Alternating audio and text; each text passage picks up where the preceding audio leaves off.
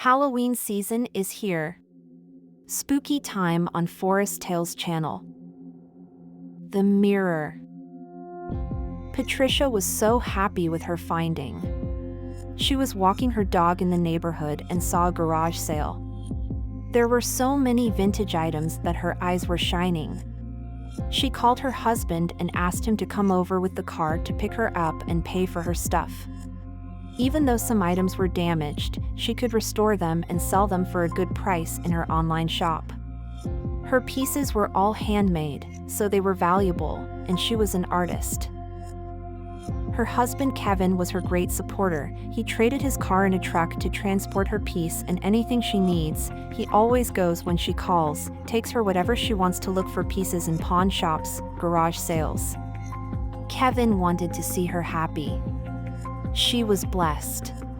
They had 3 girls, only the youngest, Bella, was still home finishing high school.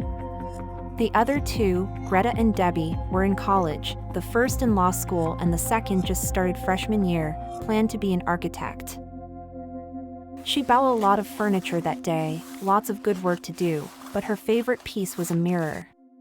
It was a full-body mirror, but larger than usual. It was oval, with a golden frame that had carved some dragons, surrounded the mirror and formed what could assimilate to an Ouroboros, but the dragons were tangled up in each other. It was a very beautiful piece. So beautiful that Patricia was considering not selling it at all. There was little renovation to do in the frame painting and she paid just $50 for it. She could keep the mirror for herself. She had a big closet in her own room, so she could use the mirror to decor and trade her drawer pullers to gold ones to match. Patricia was so excited about the mirror that her personal renovation was the priority, then the sellable pieces. She was so admired with the mirror, you could say she was in love with it and looked perfect with her closet space. Bella loved the mirror too and suggested her mom try to find a similar piece for herself too, or maybe some hand mirrors with the same style for the 3 girls, so they could have matching pieces. They took pictures in the mirror, changing their outfits and taking a photo shoot, having lots of fun, and Kevin just happy watching his happy family. It was near Thanksgiving and the girls would be back soon, so Patricia did what her daughter suggested and got them similar hand mirrors to give to them. They loved the gift and were admired by the mirror as well, so it was their turn to photo shoot, and they had some more fun doing it. But after a couple of hours, they had to stop because Greta was feeling too tired and almost falling asleep on the closet puffs. In the middle of the night, Patricia woke up with voices and didn't understand where it was coming from. She followed the noise and found Greta sitting in front of the mirror. "What are you doing, honey?" she said. "Nothing, Mom. I actually don't know. Maybe I sleepwalked," Greta said, laughing. "And who was with you?" "I listened to more voices?" Patricia asked, concerned. "Oh, Mom, you probably dreamed about it." Greta stands up, kissing her mom's cheeks and saying goodnight before walking to the hallway. Next day, everybody woke up, but not Greta. They enjoy having breakfast together, so Patricia asked Bella to go wake up her sister. Bella came back after a couple minutes saying that Greta wasn't in her bed, that it was untouched as if she wasn't there at all. It was too weird, so they looked for her everywhere in the house, the surroundings, and even asked a few neighbors if they had seen Greta that day but had no answer. They were about to call the police when they heard Greta laughing upstairs and found her sitting in front of the mirror, like she had never been missing at all. Patricia hugged her and asked what happened, but she didn't understand what they were talking about. She went to bed, sleepwalked, and that was it. Patricia showed her the hours, and she finally understood that there was something off. She couldn't remember where she was or what she was doing all this time. So, Patricia asked what she was laughing about a few minutes before, and she couldn't answer as well. Fearing for her well-being, Patricia wanted to take her daughter to the hospital, but she didn't want to go. Greta was trying to remember her memories of that day, but just some flashes would come up. A woman, beautiful. An old book. A man, that was scary but enchanting. A fire. Everything was really odd and nothing that she could recognize as known. So, they decided to keep an eye on her and make sure she was going to be okay, and Greta had to be with one of them all the time, even to go to the bathroom. Later that night, Greta was going to sleep with her little sister in her room, just to be sure.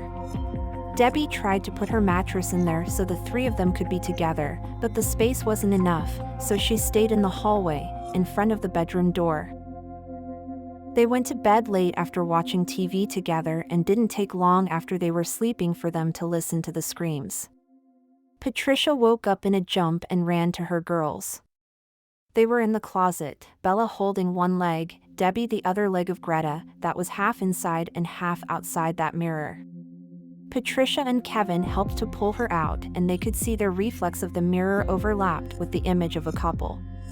They managed to pull Greta back from that mirror, and she was still sleeping, at least for a couple seconds. When Greta woke up, she was murmuring, I promise. But she couldn't remember what happened or what her sentence meant.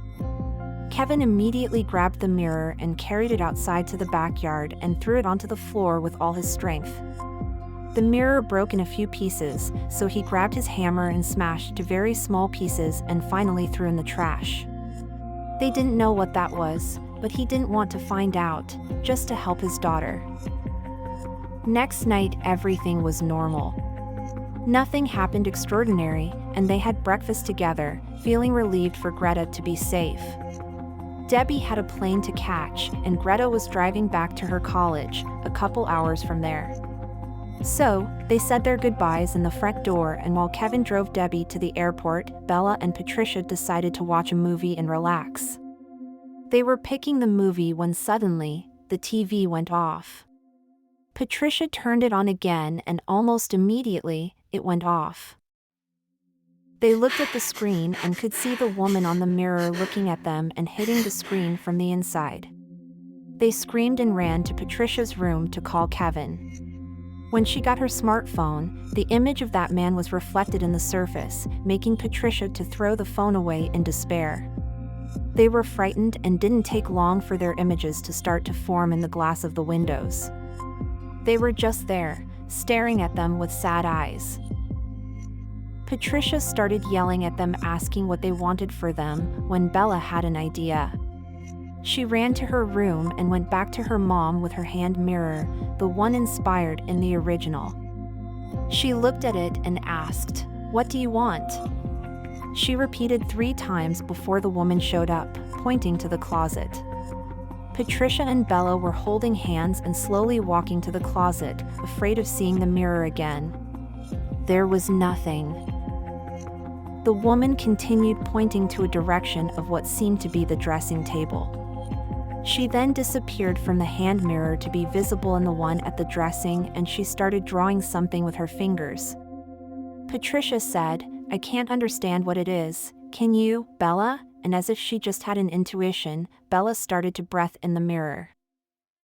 When she stepped back, it was visible to read, "She promised, be safe, don't drive." The phone started to ring, and Patricia was suddenly scared to pick up. Bella got it for her and picked it up in the speaker. Hello, are you Miss Patricia DeLaura? That's me. Who are you? Miss DeLaura, I am sorry to give you such news, but your daughter Greta just had a car accident, and unfortunately, she didn't survive. Follow at Forrest the Storyteller on Instagram, YouTube, and TikTok for more. Check out our website to read more tales. www.forestplumptales.com